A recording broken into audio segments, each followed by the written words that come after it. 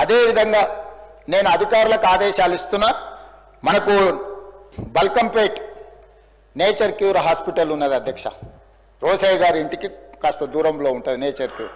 దానికి రోసయ్య గారి పేరు పెట్టడమే కాకుండా పెద్దలు రోసయ్య గారి విగ్రహాన్ని అక్కడ పెద్ద ఎత్తున పెట్టుకొని వారి వర్ధంతులు జయంతులు నిర్వహించడానికి అధికారికంగా రాష్ట్ర ప్రభుత్వం అన్ని అధికారిక వర్ధంతి జయంతి కార్యక్రమాలను ప్రభుత్వం చేపడుతుంది. వారు ఉమ్మడి రాష్ట్రానికి 16 సార్లు బడ్జెట్ ప్రవేశపెట్టిన సుదీర్ఘమైన అనుభవజ్ఞులు.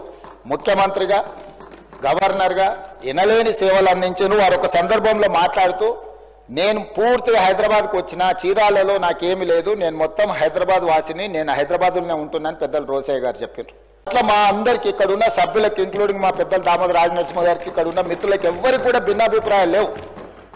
రోసయ్య గారు చేసిన సేవలకు గుర్తింపుగా మనకు బల్కంపేటలో ఉన్న నేచర్ క్యూర్ హాస్పిటల్కు రోసయ్య గారి పేరు పెట్టడం ప్రకృతి వైద్య చికిత్సాలయం.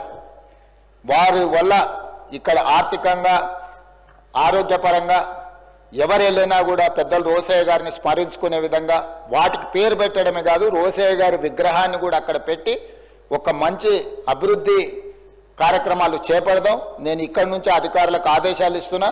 రోసయ్య గారి యొక్క సేవలను కూడా కీర్తించుకునే విధంగా తెలంగాణ రాష్ట్ర ప్రభుత్వానికి ఆర్యవైశ్యుల పట్ల ఉన్న ప్రత్యేకమైన అభిమానాన్ని ఈ 2 చర్యల ద్వారా మనం నిరూపించుకుందామని తెలియజేస్తూ అనుమతి ఇచ్చినందుకు మీకు ధన్యవాదాలు తెలియజేస్తున్నా అధ్యక్ష.